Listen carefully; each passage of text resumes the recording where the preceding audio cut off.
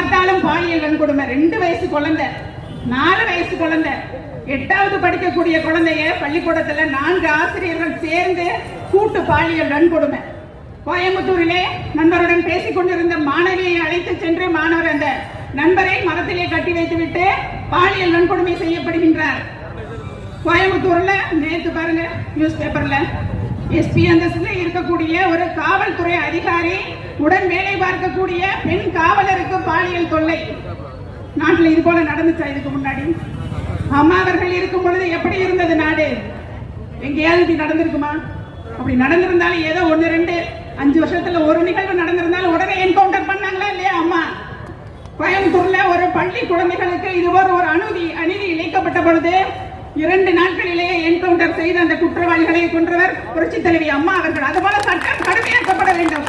குற்றம் நடைபெறுது, அதற்கு அரசுடைய வேலை என்ன?